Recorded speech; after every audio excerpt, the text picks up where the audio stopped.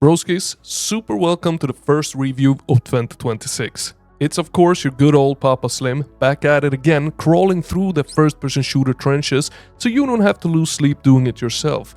And today, sitting right on the table in front of me here, vibrating slightly and making concerning noises, we got Oddcore, which is honestly one of the most insane shooters that I've touched in a while. Let me explain why.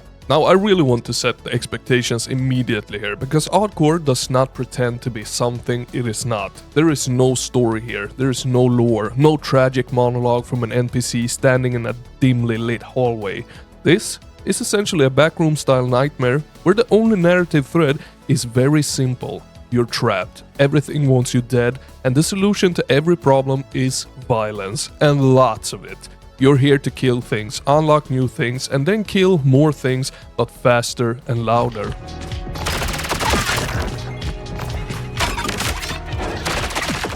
And sometimes you just gotta appreciate that simplicity when it actually works, like in this scenario.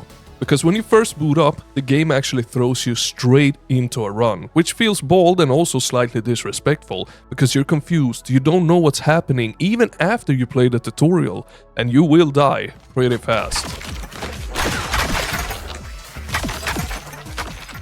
And then suddenly, you wake up in the hub world, and that hub world is where you realize Oddcore is not playing around. The hub is chaotic in a way that feels intentional. The weapon racks are everywhere, gadget stations, a little cafe area where you can check stats, tweak things, and even mess with the soundtrack.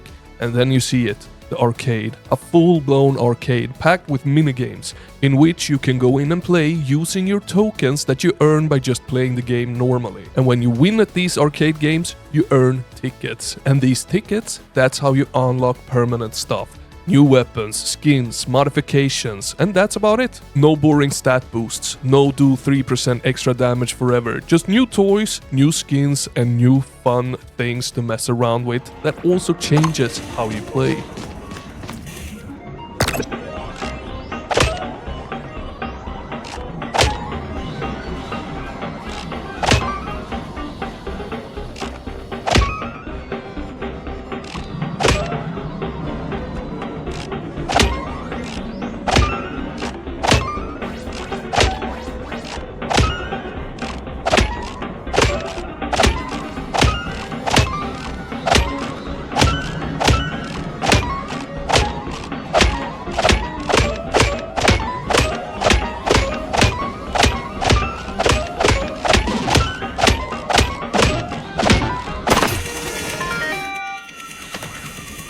And I gotta be honest here, that is actually all that this game needs, because this game is already dopamine pumped to the absolute freaking wall. Once you've explored the hub a bit, and trust me, you should explore it, it's time for a real run. And this is where Oddcore really shows its teeth. Each run sends you through over 50 different arenas called variants, and they come in different order every single time. One run feels manageable, the next feels like the game personally woke up angry. You will be dealing with corruptions, sudden chase sequence with massive monsters, weird platforming sections that spike your heart rate, or moments where the game just decides one specific enemy type deserves to exist in horrifying numbers. There is so much randomization layered on top of so many systems that it takes a long time before things start to feel repetitive, meaning the game feels fresh for a very long time. Especially if you're not cruising through runs easily. Unlocking everything, it takes time, and the game, it demands that you actually perform if you want to see the really wild stuff. And the weapons, they help a lot with that. You can bring 2 weapons into a run, and every single one has meaningful alternate fire modes. Not gimmicks, actual tools that you'll rely on constantly. I genuinely can't think of another first-person shooter where I've used the alt fire this much, because here, it feels essential.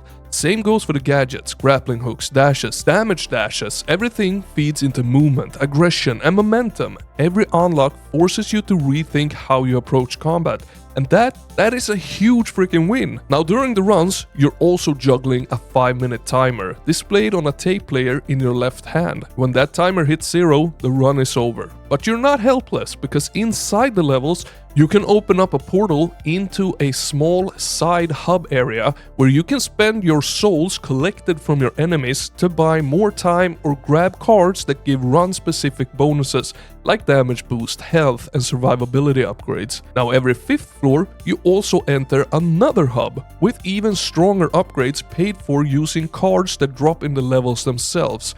And yes, the game literally plays a happy birthday sound when a rare item drops, so if you hear that, stop whatever you're doing and go find it. And they usually drop right when you are done with a level. So if you're too fast, click and go to the next level, it's gonna be gone.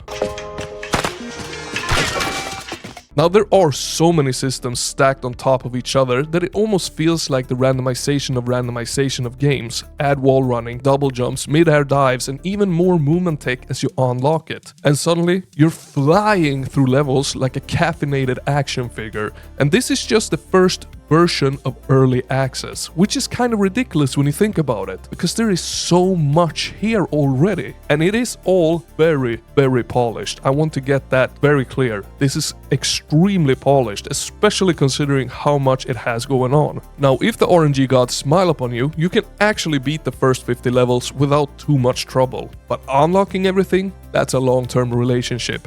Progression is deliberately slow, and while that won't be for everyone, it does give the game legs. Even after beating a full run, there is still a ton left to chase. And there is even an in-game level editor, so you can create your own levels to have fun and mess around with. And since there is no story to lean on, the gameplay has to carry everything here. And thankfully, it really does. Enemy designs, they are visually simple, but the audio design does heavy lifting. Every kill sounds satisfying. Enemies, they don't just die, they splatter, explode, and dissolve in ways that make repetition feel rewarding. And that is extremely crucial, because you're going to replay this game a lot, and you're going to kill the same enemies over and over and over.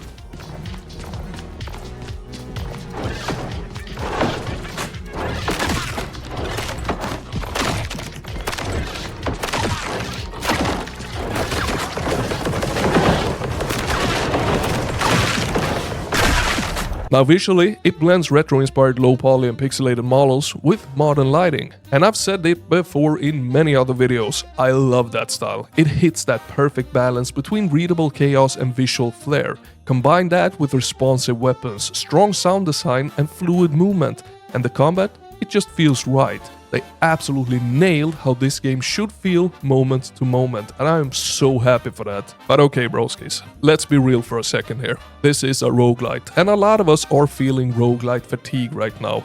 If you're completely burnt out on the genre, Oddcore is not going to magically save you. It's not here to reinvent the roguelite wheel, it's here to spin that wheel really, really fast while everything explodes. That said though, it is a really, really good roguelite. In a sea of good and bad roguelites, this stands among the better ones. And if this is what early access looks like, the future of it is honestly really damn exciting. It won't convert people who hate roguelites, but if you're even remotely into the mood for one, something fast, chaotic, stylish, and absolutely unhinged, then yeah, trust me, you're probably not walking away disappointed with Oddcore. Thank you so much for watching all the way to the end. Leave your thoughts on Oddcore down in the comments. Let's talk a little bit about it, and if you want to talk more about video games in general and meet some awesome people, join the Discord, link down in the description. And do remember that I think that you are pretty damn awesome, and I will see you in the next one. Over and out.